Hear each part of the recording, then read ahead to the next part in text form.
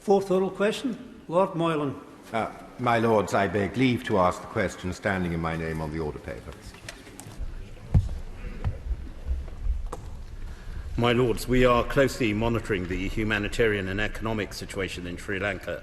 The United Kingdom provides assistance to organisations in both the areas of humanitarian and economic support in Sri Lanka, including to the Red Cross through the Disaster Relief Emergency Fund, the UN Central Emergency Response Fund, SURF, the World Bank and Asian Development Bank. We have offered to support a key role in the UN on humanitarian coordination, and this is in addition to our existing 11.3 million CSSF programme funding focused on addressing the legacy of conflict. My Lords, when I asked a similar question on the 16th of May, the government said that it was monitoring the situation. So it's hard to fault them for lack of consistency. Still monitoring. My Lords, the situation in Sri Lanka is dire. People are starving. People are dying for want of medicine. Fuel and electricity are scarce. Practical and immediate help, more than monitoring, is needed. And Britain, as a leading figure in the Commonwealth, should surely be doing more and acting more vigorously in relation to this Commonwealth country which has been hit with this disaster. Sir Peter Heape, a former British diplomat, has described the British government's response as shameful. I don't expect my noble friend to agree with that, but surely he could agree that this government should be doing more. My Lords, in my answer that I gave to the original question, I outlined the financial support we're doing, so I disagree with my noble friend. Yes, we're of course monitoring the situation. We're not intervening militarily, etc. It's for the people of Sri Lanka to determine their future. We should be supporting the right to free protest, which we are. We are working with international partners, which we are, on the ground with the UN agencies, which we are, and we're working directly with Commonwealth partners. Indeed, I'm looking to engage with the Foreign Minister of India.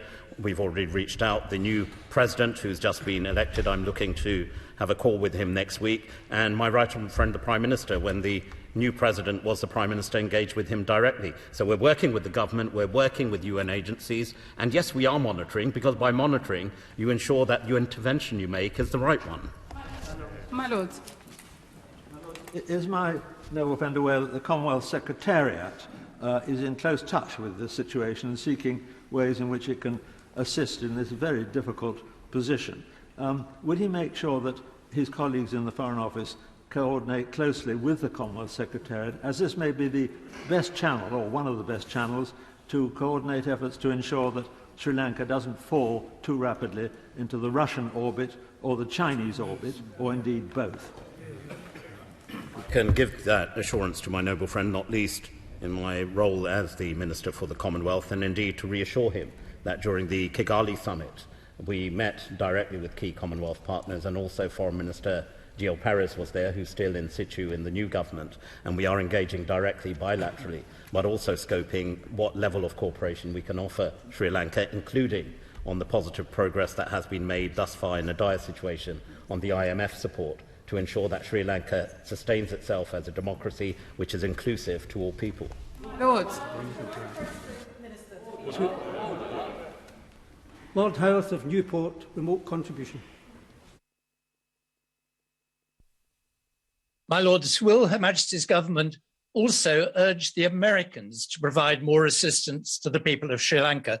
After all, are not the woes of developing countries such as Sri Lanka being compounded by the strength of the US dollar, itself largely the consequence of belated remedial action to raise interest rates following the excessive stimulus provided by Washington to the US economy during the last 2 years?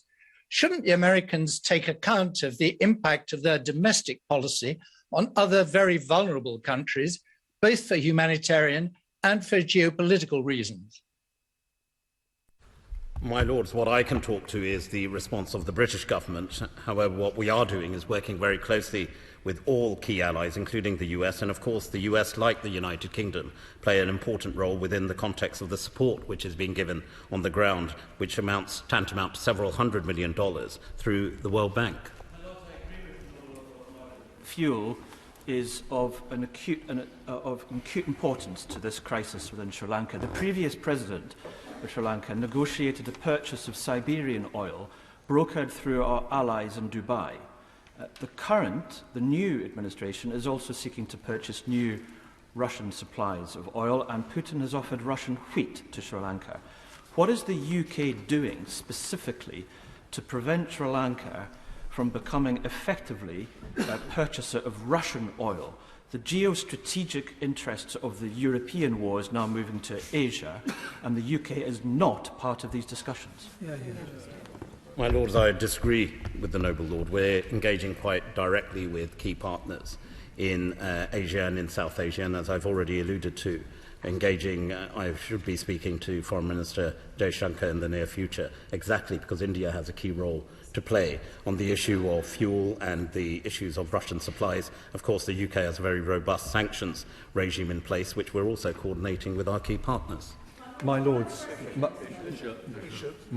would Her Majesty's Government agree with those commentators who believe part of the issue has been an over-close relationship between the ruling family and China? Would he also agree that this is a wake-up call to those countries who are now being courted by China? And what else can Her Majesty's Government do to increase our soft power amongst the Commonwealth at this time when people are vying for power in this very volatile part of the world? My Lords, I agree with the Right Reverend Prelate, and we've discussed before in your Lordship's House about the ever-growing role of China, and it is important we work not just as the United Kingdom, we work with other key allies, including the European Union, including America and other like-minded partners, to offer economic alternatives for long-term infrastructure development. The Right Reverend President is correct. We've seen the key port in Sri Lanka, being financed by Chinese money, which then leads to a large level of debt being held by the Chinese. Current stats show that China holds 10% of Sri Lanka's external debt stock. Although a similar level to Japan, it's nevertheless on a rate which disables the economy, not enabling it. My Lords, can I press the Minister on the issue of the humanitarian support that we are giving to Sri Lanka? Last month, inflation in terms of food prices was 80%. There is rising unemployment. The World Food Programme has talked about 3 million people in need of dire humanitarian assistance. My Lords, supporting a coordinator in New York is not going to deal with the immediacy of that humanitarian crisis. It's not just the coordinator role. We are providing support through SURF, we're providing money through the World Bank, but the Noble Lady is quite right to say about further direct support. I have actually tasked, and I've seen one submission already, but I've sent that back to officials on enhanced support bilaterally in terms of funding we can stand up, specific to the very point the Noble Lady raises about humanitarian support. We talked about, the Noble Lord Purvis mentioned about fuel, as did my noble friend in his original question, but equally it's important we look at the issue of averting further famine on the ground, if indeed that is the next repercussion. We're encouraged from the incorporation of a degree of political stability, which we're seeing with the swearing-in of the new president. And as I said earlier, I'll be looking to engage with him directly over the coming days. Two questions. Noble Lord, the Minister mentioned India. Is the British government in touch with Bangladesh also, who has high-quality graded medicine supplied? And my second question is, what is the Noble Lord and his government doing to ensure that there is no violence against women and there's no rape in any upcoming conflict that they may be? And can he assure me that his team are watching this situation? My Lords, the Noble Lady raises a valid point about Bangladesh, and we're talking to key Commonwealth partners in this respect. India, of course, I mentioned, because they do have a key role to play in terms of economic support directly.